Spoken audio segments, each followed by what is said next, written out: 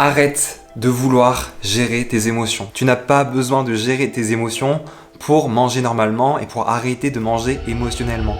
Ok? Arrête de vouloir gérer tes émotions. Salut, c'est Raphaël, merci d'avoir cliqué sur cette vidéo.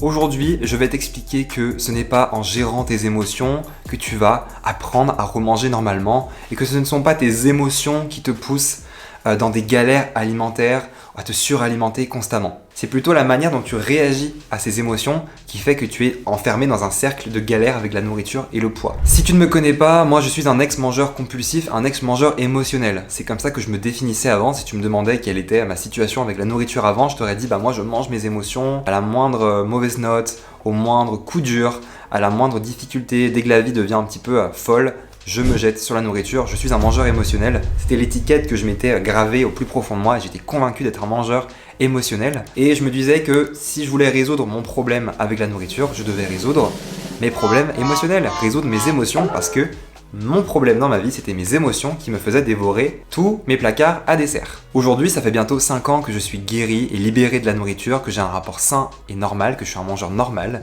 que je me suis libéré de ce fardeau. Et avec ce recul et tout le travail que j'ai pu faire, je me suis rendu compte que j'étais vraiment dans la mauvaise direction en pensant comme ça et que mes émotions ne sont pas mes ennemis, mes émotions, c'est pas elles qui me faisaient manger, c'était la façon dont je réagissais à mes émotions, c'était ma façon de réagir à ce que je pouvais ressentir qui me faisait craquer sur la nourriture. D'ailleurs, si tu galères avec la nourriture, le poids, les compulsions alimentaires, que la nourriture c'est une source de problème pour toi, je t'offre 2 heures de mon programme en ce moment. Tout est dans la barre d'infos, voilà, télécharge cette formation offerte, tu pourras également recevoir, en même temps c'est un petit cadeau, un petit bonus, tu recevras un kit de secours du mangeur compulsif, c'est mon e-book dans lequel je t'explique tout pour faire la paix avec la nourriture. Je commence à t'expliquer. Déjà, si tu cherches à contrôler tes émotions, à les gérer pour retrouver un rapport normal à la nourriture, j'ai envie de dire que c'est pas forcément une démarche très bienveillante. Ça peut paraître bienveillant de dire je vais m'occuper de mes émotions, mais en fait en faisant ça, tu cherches déjà à contrôler quelque chose. Tu cherches à contrôler tes émotions. Et en fait, une émotion, ça ne se contrôle pas, ça ne se gère pas. Ça ne se manage pas une émotion,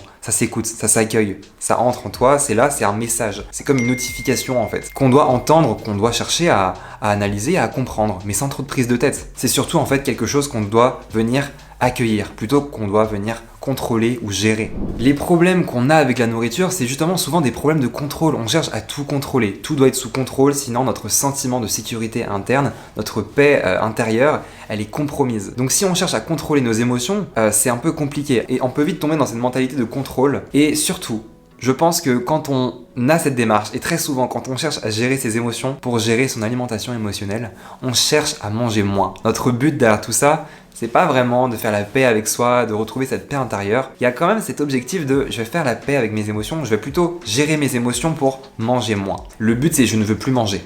C'est mon rêve en fait. Surtout si ça peut me mener à perdre du poids. Vraiment, je trouve ça fantastique, je vais me mettre à gérer mes émotions, tout va bien se passer pour moi et je n'aurai plus jamais envie de gâteau. On en arrive souvent à cette conclusion qu'il y a un objectif de contrôler quelque chose et surtout un objectif de manger moins, de chercher à se limiter dans son apport calorique. Ça finit toujours par nous retomber dessus. Quand on réfléchit comme ça, votre cerveau, lui, il le perçoit directement et il perçoit ça directement comme de la privation. C'est de la privation mentale. Et là, on parle des émotions, donc c'est même de la privation émotionnelle. Je pense que la première étape, c'est d'admettre que tes émotions ne sont pas un problème et du coup, il n'y a pas besoin de les gérer. Il y a juste besoin de les prendre, de les observer, de les accueillir. Elles sont pas là pour rien, elles sont là pour une bonne raison, pour te communiquer quelque chose d'important. Si tu n'oses pas les ressentir, ça va toujours se retourner contre toi et ça va vraiment se transformer comme une forme de privation, de restriction en fait. Et on sait bien que les compulsions alimentaires, les comportements alimentaires anormaux proviennent toujours de formes invisibles comme ça, de privation. Donc comprends que tes émotions ne sont pas un problème. Elles sont un problème sauf si toi tu décides que c'est un problème. Si tu t'affoles de ressentir telle chose, en effet ça peut devenir un problème. Mais en soi, ressentir de la culpabilité, de la honte, de la tristesse, de la peur, etc. Même si c'est désagréable, en fait ce n'est pas quelque chose de mal qu'il faut chercher à gérer, ça s'accueille. Par exemple la culpabilité. J'en ai dédié une vidéo YouTube spéciale où j'explique comment je me suis libéré de la culpabilité de manger. Après avoir mangé, souvent on culpabilise. La culpabilité c'est une émotion qui est dite désagréable ou négative, mais en fait elle a un message très important. La culpabilité elle arrive dans ta vie pour te dire voilà, tu dois apprendre à t'apporter de la valeur, tu dois te valoriser, tu dois venir t'auto-rassurer. Voilà, c'est ça que veut dire la culpabilité. Donc en soi c'est pas un problème la culpabilité. Souvent on nous dit mais non mais culpabilise pas.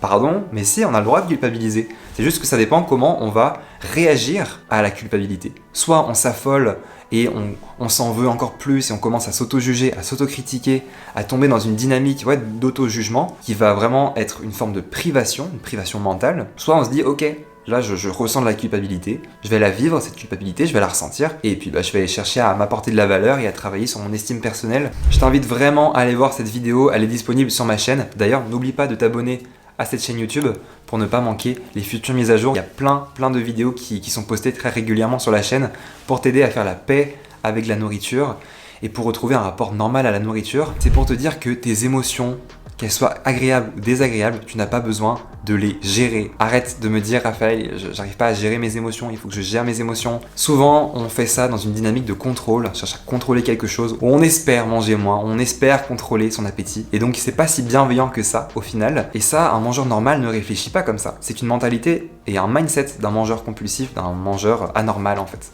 Donc, c'est pas étonnant qu'on ait des problèmes avec la nourriture quand on a ce schéma mental et cette programmation mentale. Donc, fais très attention à la manière dont tu réagis quand tu ressens des émotions désagréables ou des émotions en général. Par exemple, après avoir mangé émotionnellement, on n'est pas censé s'en vouloir, on n'est pas censé déprimer et vouloir se tailler les veines, vouloir se reprendre, demain c'est un nouveau jour, demain je me remets dans le droit chemin et demain je vais enfin avoir le régime parfait, je vais enfin me tenir à une alimentation idéale.